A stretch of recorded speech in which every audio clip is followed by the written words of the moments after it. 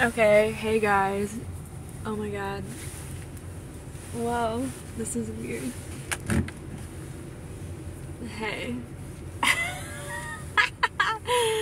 My face, bro. Okay. So, I can't do this. I don't know how to do this, like, with the lighting. Okay. So, my name is Crazy Bailey, aka Mirza B. I'm back with another video. And I wanted to talk about my domestic abuse / assault story. I was attacked by my ex-boyfriend, and unfortunately for me, I never pressed charges, and I could have done so much damage to this kid, but like I was like in love with him, so like I didn't press charges, and I like didn't want to like ruin his future, because like I could have got him like kicked out of college and like all this stuff, and like I don't even know, and I was like, no, just make sure he never does it again. Like I was so sweet about it. But basically what had happened was that we were dating for like 3 years on and off, and like before he did the major like physical assault to me, like he would throw me up against the walls and like grab my wrist really tightly, and like there was multiple occasions that led up to the major assault that I should have seen as warning signs, but I didn't. And I basically was dating him on and off for like 3 years, and one night we went out partying on Halloween, or it was the night after Halloween, I don't remember, and we went drinking, and we got back to the apartment after a night of partying, and basically what happened is I was like still talking, and I didn't want to go to bed, and he was like, let's go to bed, so he turned off the lights, and I like turned on the lights, and I like jumped up on top of him. I was like, no, like I still have so much to tell you. Like I was like in such a good mood, and like we weren't even fighting, like there was no argument, like there was no sign of like anger between us. And then all of a sudden he just flips me over on the bed and started choking me on the bed, and started like violently choking me like on the bed and strangling me. And I remember fighting him off, and like I fought him off to the point where like he like let go of me, and I like threw a lamp at him, and I was like screaming for my life. I was like, help, like someone help, like, because I thought he was going to kill me. Like that's how it felt, like he was trying to kill me. Like I thought he was literally trying to kill me, and I don't know how to emphasize that more. And I literally like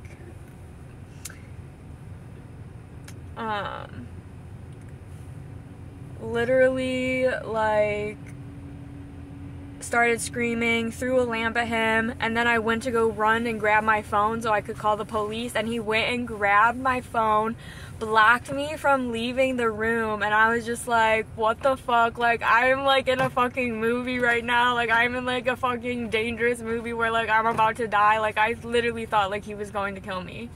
And so I was like, I kind of like tricked him into like letting me through the door, and I booked through the door. I started running. I was running for my fucking life, you guys, because he wouldn't give me my phone, and so I couldn't like call the police, and like I'm running for my life. I booked it out of the apartment complex that we were in, and I run down the stairs, and I'm running, and I can hear him running after me. Like he's running after me literally, and like it is the scariest thing ever. Like I am like literally in like a fucking horror movie.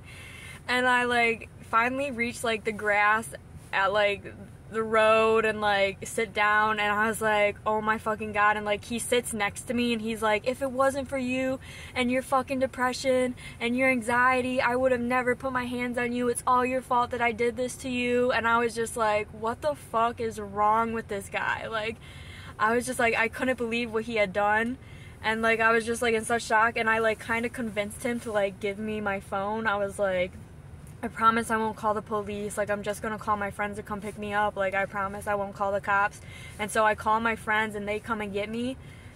And then the next morning, they made me go to the police and, like, talk to the police about it. And I, like, wanted to protect my ex so bad from doing what he did to me that, like, I didn't press charges, and I regret not pressing charges so bad because, like, he gave me PTSD now to this day, like, 6 years later, and I, like, wish I pressed charges because, like, I have PTSD now, and, like, it sucks, like, my life, like, it sucks having PTSD because, like, you always feel like you're, like, in, like, a fucking bomb zone or something like that.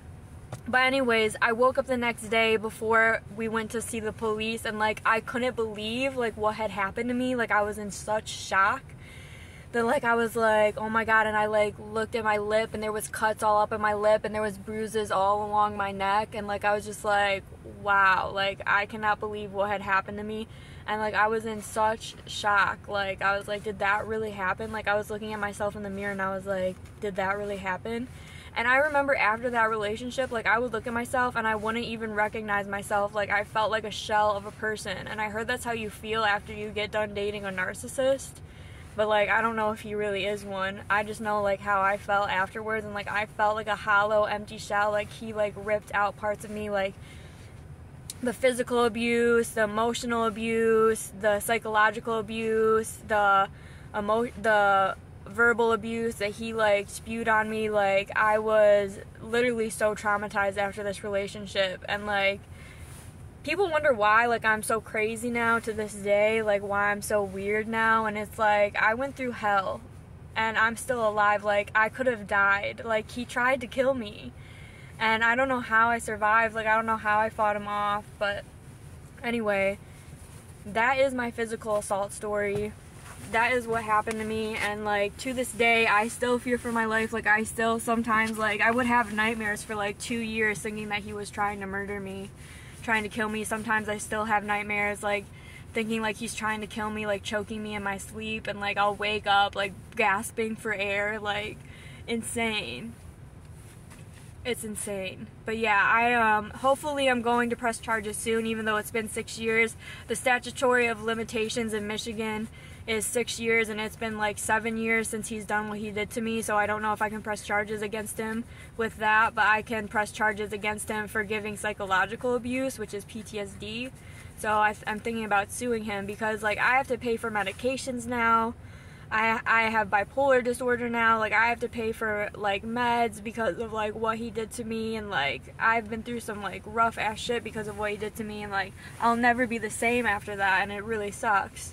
So I'm thinking about suing him, and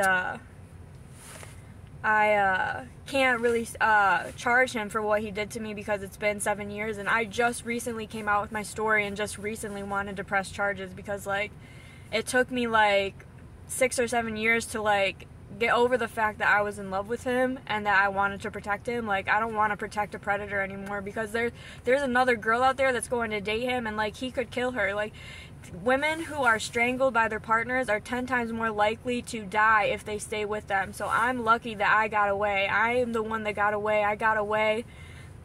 If I would have stayed with him, he probably would have killed me eventually, which sucks because there was things, like, leading up, and the abuse got worse and worse over time. So that's how I know, like, eventually he probably would have killed me if I would have stayed in that relationship. So that is my story, my physical assault story, my domestic abuse story, and I'm going to keep speaking out about it because it's important for other people who are being abused or have been abused to speak out about their stories, or to know that they're not alone, and to know that you should press charges because you're going to regret it one day. I regret not pressing charges right away and not telling my story sooner because he's just out there living his life and has been living his life for 6 years, like, without any consequences to his actions. So anyways, my name's Crazy Bailey, aka Mirza B, and I hope you enjoyed this video. Really sad story, really hard to talk about, but I feel like I have to get this story out there. Yeah, peace.